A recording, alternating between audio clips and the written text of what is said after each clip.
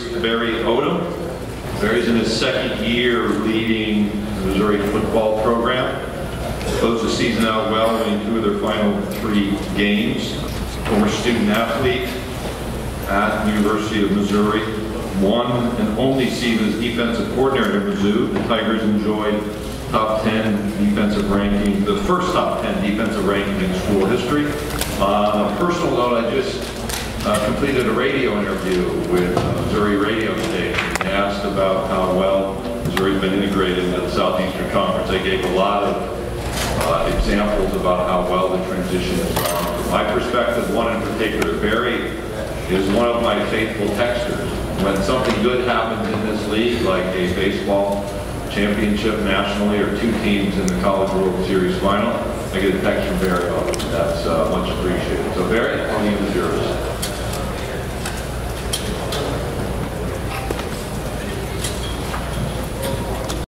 Year 2, and you know, it's an honor to be here, not only to represent this wonderful, unbelievable conference, the best conference in America, but it's also a great honor to represent the University of Missouri as the head football coach. I'd like to thank Commissioner Sankey and all of his staff on the number of things that they do, the tireless hours that they put in, but everything's done so well, first class, and the attention to detail is off the charts. And you know, any time that he puts our name or the SEC brand on it, that's going to be done right. And I respect that and appreciate it. And like we mentioned before, and am so proud to be a part of this conference. I'd like to thank you guys as media that cover our programs and cover not only our staff, but our student athletes. We've got, you know, in the world of technology and trying to break the story or get the information, and everything's a click away for everyone in our society with social media. You guys have a tremendous job and responsibility, and I respect the way that you guys do the work and represent our kids.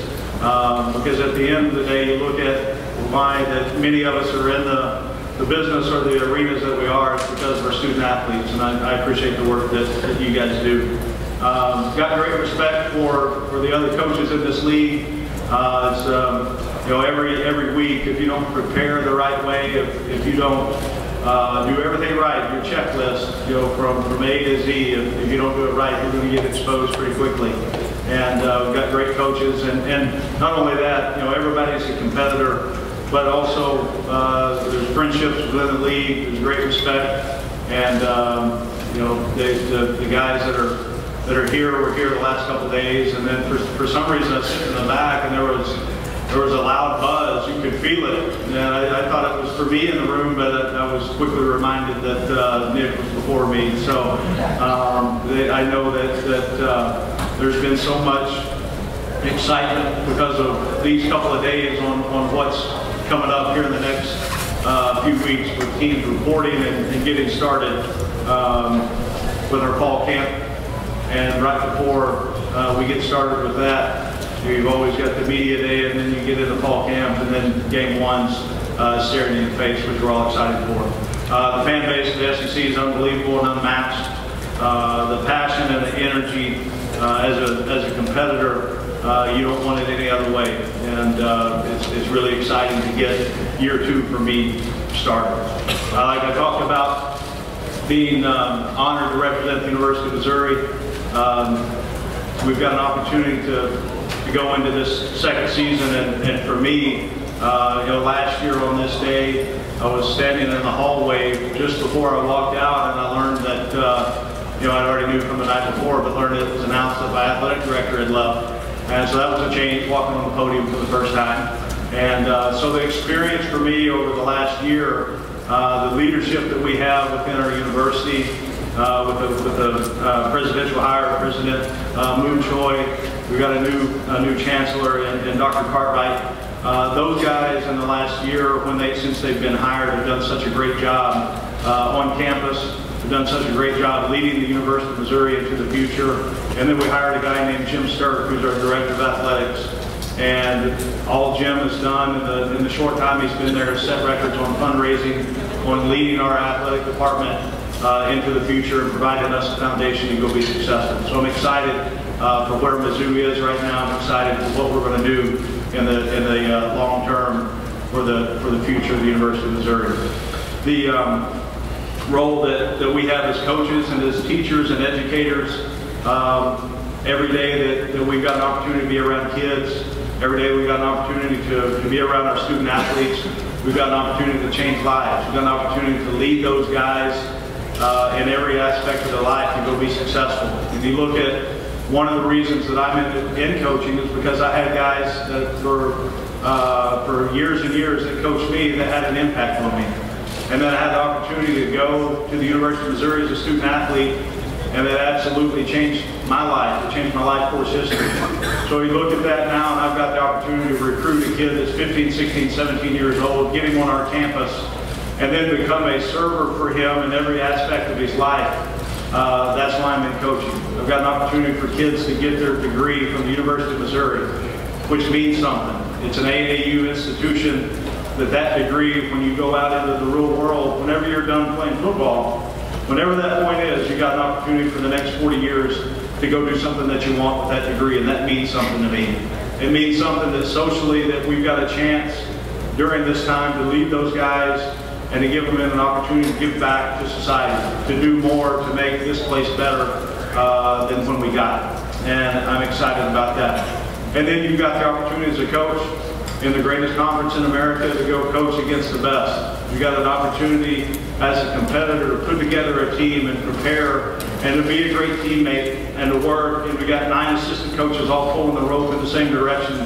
You got a chance on Saturday afternoon or Saturday night for 3.5 hours to go compete. And there's not much anything better than that. And when there's a winner and a loser and everything that you do, and I want to win. And that's the bottom line. I want to take Mizzou to go win a championship. And my vision hasn't changed since I got the job. We've got an opportunity to do great things. We've got an opportunity when I drive into work every day to make Mizzou football better than it was the day before. And if I can continue to do that consistently, then the wins are going to happen. We look back at last year, we did a very, very thorough self-evaluation throughout the year, and then when the season was over, on who we were and why we didn't achieve the things that we wanted to. I didn't do a good enough job as the head coach on getting us ready to go win games. We've got a lot of guys coming back. I think we've got a tremendous staff that I'm very proud of. I'm going to make a lot of wrong decisions. There's no doubt about it. They know that. They're going to make me right. And we've got a group of those guys in the room that do it every day. I'm excited to go to work with them in this season. Offensively, if you look, we've got 10 returning starters back on an offense that played really well down the stretch. And it's our job as coaches to make sure that everything that we do is make sure that those 10 returning guys, plus the new additions, that they play at a higher level than we did last year. And that's exciting for us on the opportunity to be able to build and put those pieces in place, all the moving parts that it takes to be a really good offensive football team. We need to have more consistency on that side of the ball, and everybody understands that. Defensively, we weren't near good enough last year. I know that's been talked about enough since season's end. And you know, when you win 4 games, guys, believe me, it hurts your soul. And that's where I was at. So you figure out how to fix it, whether you inherited the problems or you had the problems on your watch. That's the job of a coach. That's why they call you coach. Go fix it. And we've got a great opportunity to be really good on defense. We've got a bunch of guys coming back, 5 or 6 guys that have meaningful snaps in this league. And then we've recruited well, and we've got great coaches on that side of the ball, and I'm looking forward to getting started, building that back in the way that we need to. The things that we have the opportunity to do within this conference, and one of them is a great experience, and you look at establishing and developing relationships with the kids, but also putting them in position to have experiences that they're going to remember forever. And one of those today is this event. We had a chance to bring 3 kids with us, 3 student athletes. Jamon Moore is a returning starter at wide receiver. Will be, when we hit the field in August, will be a college graduate. I'm proud of him. Had over 1,000 yards receiving.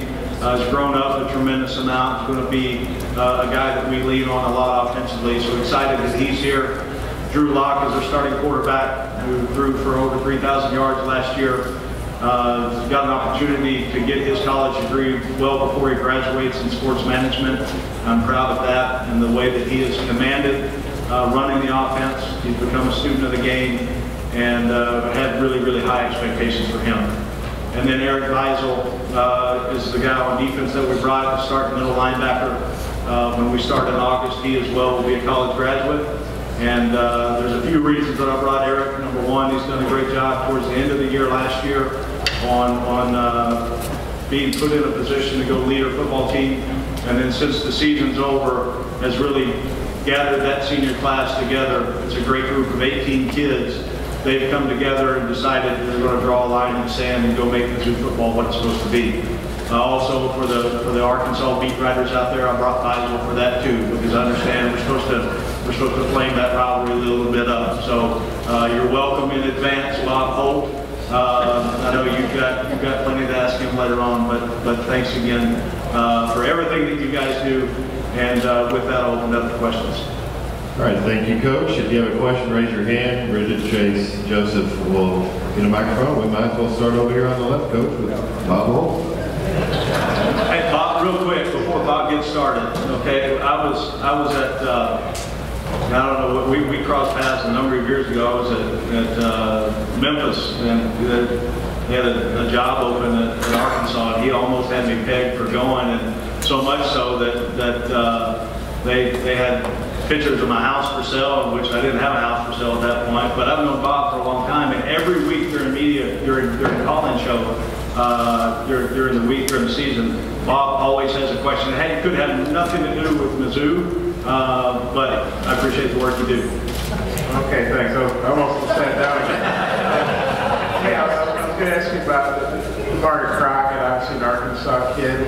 What was the key to him being so good last year? What are you looking for from him as a sophomore? How did he handle the suspension at the end of last season? Yeah, Damari's got a chance going into his sophomore year. Had a great freshman campaign. I think a lot of things that go into that. I thought up front, Glenn Ellerby is our offensive line coach, and that group did a tremendous job as the season went on last year, not only protecting our quarterback, but also establishing a presence in the run game. And Damari figured out as the season went on that really his running style had to change a little bit on what he thought he was coming in to play college ball. I mean, at Little Rock Christian, he thought he could, and he did. He just ran away from everybody, used his speed, right? And that's changed.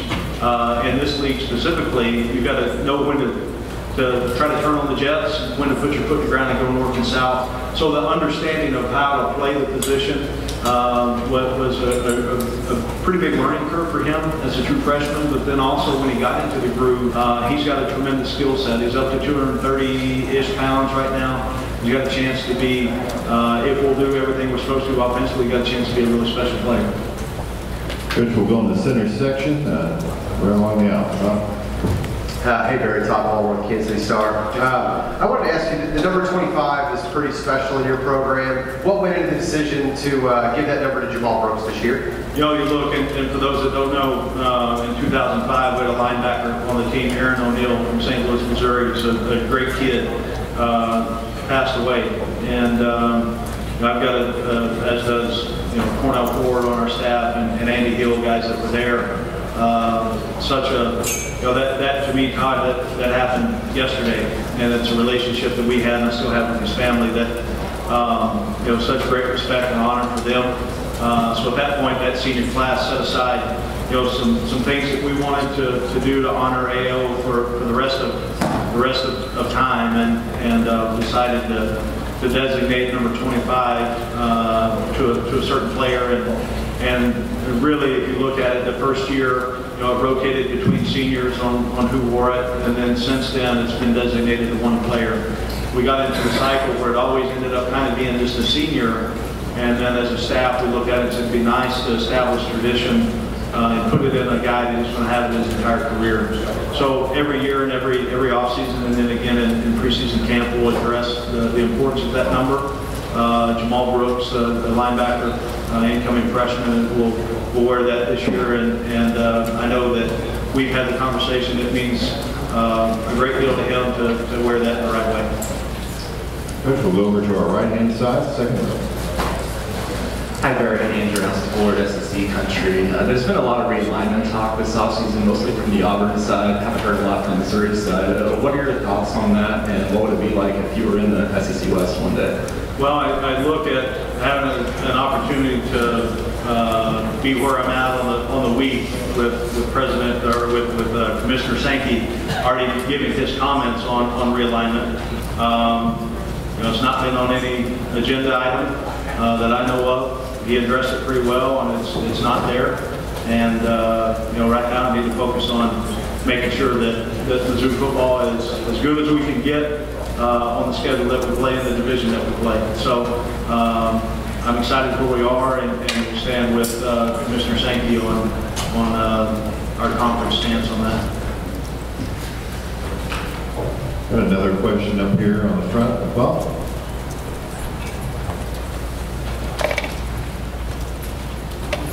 Just kind of a two-part. I was wondering if you could expand what you're expecting from Crockett, and how did he handle, getting suspended at the end of the year, and then you got, Byers, another kid from Arkansas. What's his impact could be on the defensive line? I'm sure he was a true freshman. I didn't finish the first question earlier. Sorry. Damari, we expect him to be a guy that plays like he's played games before with experience, which he will. He's had a great summer.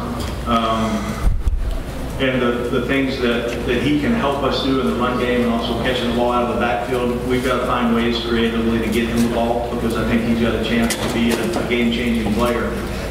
So his role will grow. It's also important that the 2 or 3 other tailbacks that we've got, that they continue, because everybody's going to play at that spot. But Damari's got to be ready to carry the load for us offensively in the run game, and pass protection improved for him last year. But you want to see a guy that had some success, played well down the stretch, has had a tremendous offseason, and then puts that into play when we start back in the fall camp. And he's a mature kid, and he understands the importance of what we're putting on that position, and he knows he's got the skills to go do it. So he's got some confidence about the way he can play, and I think more than anything, him having some experience and understanding being in their arena will help him more than anything. He handled the end of the year with the incident that happened the week of the Arkansas game, handled it very well, very mature, and has learned lessons as our team has on some of the situations that went down with that. We know that every decision that we make is impactful not only for yourself but our entire football program. Kill Byers is a kid that we signed, an incoming class from Fayetteville, along with Taylor Powell. Both they were teammates, and I think tremendous players. We're fortunate to have them in our program, and get some reports over the summer how guys are progressing, and academically they've done a great job on making sure we're starting our career out right academically this summer, but then also in the off-season or the summer workouts, both of those guys stand out in the work that they've done. We'll go over to our left-hand side alongside the wall. Hey, Coach, Gary Smith from the Florida Town Union.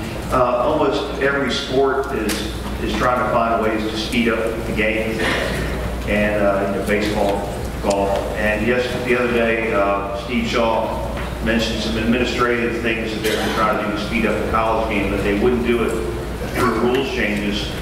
And I wondered if that ever came to be on the table, such as eliminating the stoppage of the clock after first downs. Would that be something that coaches would resist, do you think, in college football?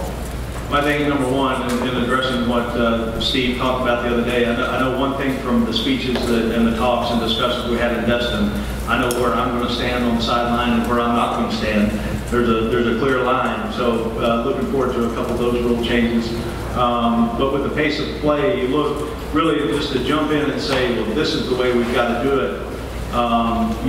There's so many factors that you need to really look at on how does that really affect an SEC game. How does that affect, for us on the stance that we're going to take, how does that affect, the way you play offense, the way that you have to coach defensively. There's so many things that go into that to try to make it right. And I think you have to go through a cycle. Let's look and see what happens this year. with the halftime being adjusted a little bit on the time on when they're starting the clock, and let's see kind of where it plays out in the grand scheme of things, and to have discussion to answer for other coaches. I'm not real sure how that would play out, but we really have to study it to have an opinion. We'll go back in the center section with Todd again. Hey Barry, you kind of touched on it there when you talked about investing in the new sideline rule, but who will be in charge of grabbing you and keeping you off the field? And among your assistant coaches, who were you most worried about possibly violating that rule? You get me in trouble with 9 assistants, but there are a lot of competitive guys that are coaches, and that's probably why we're in the profession. I'll maintain the sideline demeanor for myself. You're obviously going to have discussions when calls they're affecting lives. You're going to have calls. You're going to feel passionate about it, so you're going to have some enthusiasm as things you always do.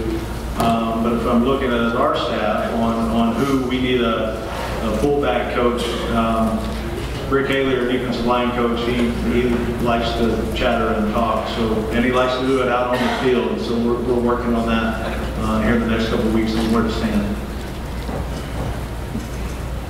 Other questions? We've got Pablo here on the left.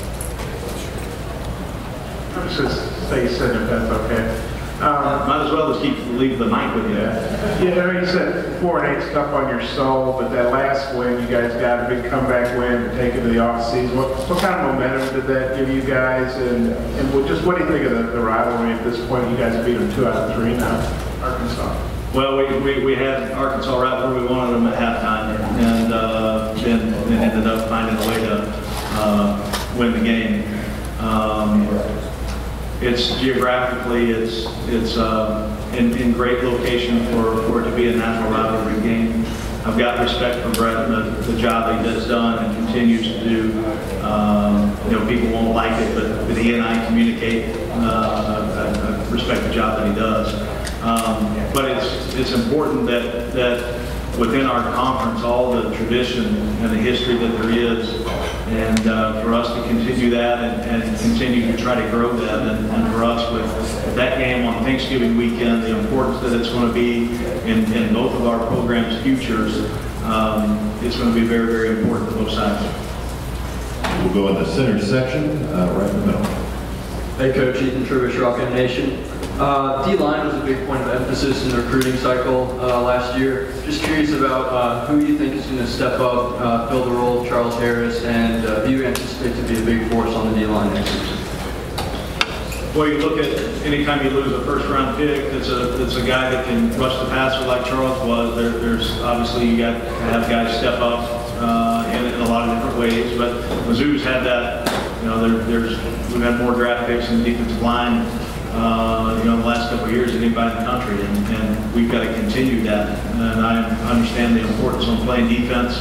It starts up front, and when you're really good up front, both inside and on the outside rushing the passer, then you got a chance to be a really good defense. So we addressed some of the needs that we thought we had in the recruiting cycle. You don't want to count on a lot of freshmen, but also I'm counting on those guys and us as a staff getting ready to go play. I think looking at guys that have the opportunity to continue to grow in that area. I think Marcel Frazier ended the year with being pretty productive for us. He had a great spring. I think Terry Beckner inside can be a special player.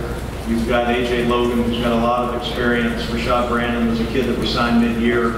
Markel Utsey was a kid, another kid from Arkansas we signed that played really well last year.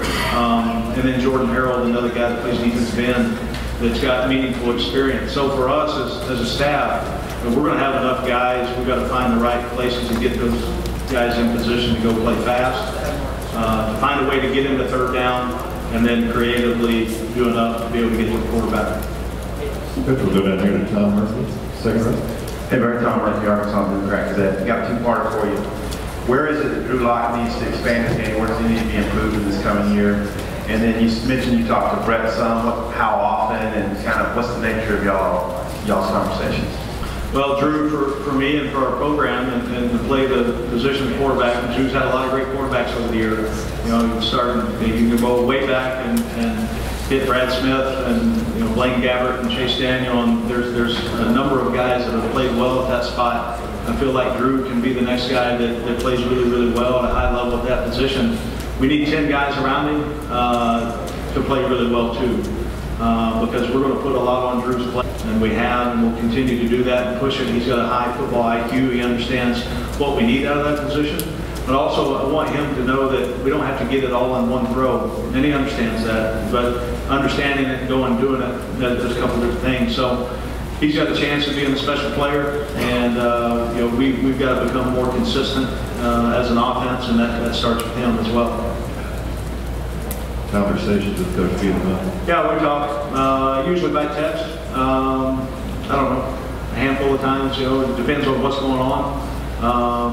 But obviously we've, got an opportunity to do something at both of our places that we're both competitors and want to be great. And, for a number of years, like I said, I've respected the job that he's done, and you get together destined for meetings, and then you run across each other in recruiting, so you strike up relationship or friendship over that time. So it's usually by text, and there's a couple phone calls here and there.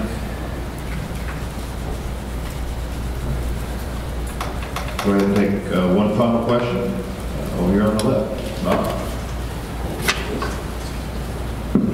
Barry, you guys obviously have a lot of Arkansas kids on your team. Do you see you guys continuing to recruit there, or is it just kind of how it's happened the last couple of years?